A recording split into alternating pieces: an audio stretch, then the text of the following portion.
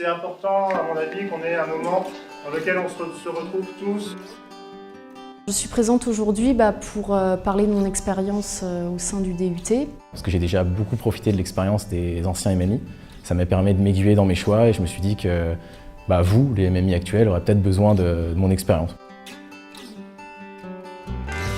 Si on veut s'orienter vers les métiers du web ou de la communication ou du graphisme ou qu'on ne sait pas encore mais qu'on veut s'orienter vers le multimédia sans savoir vraiment vers quel métier s'orienter, c'est vraiment la formation qu'il faut faire. La formation MMI, ça m'a apporté beaucoup de choses. D'une part, d'apprendre énormément de choses dans le multimédia, notamment dans l'infographie, dans l'audiovisuel et plus particulièrement dans la communication. C'est une formation où on se donne les moyens de ses ambitions. On ne dit pas juste, vous allez faire un peu de design, un petit peu de web, un petit peu d'audiovisuel. Non, vraiment, on a le matériel et on va être lâché sur place. J'ai des très bons souvenirs de périodes assez rudes, on était en projet, il fallait vraiment gérer ça. C'était pas évident, il fallait interviewer des intervenants sur Paris. Il fallait porter le matériel, il fallait gérer son équipe soi-même, être assez autonome sur les travaux.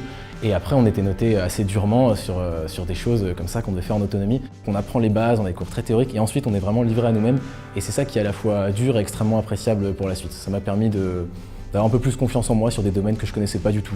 Et donc c'est un vrai plus en fait dans les entreprises ou pour trouver un stage ou une alternance ou continuer ses études. C'est un vrai plus d'avoir toutes ces compétences réunies.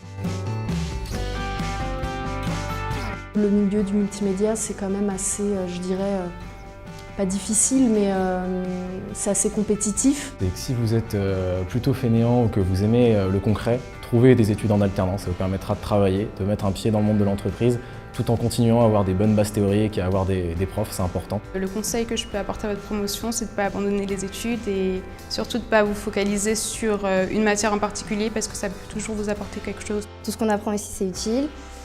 Faites des petits projets à droite à gauche dans plein de domaines différents. Fermez pas des portes, vous dites pas je veux faire de la programmation, donc je veux faire que programmation. Essayez un peu tout avant de vous décider, tout simplement.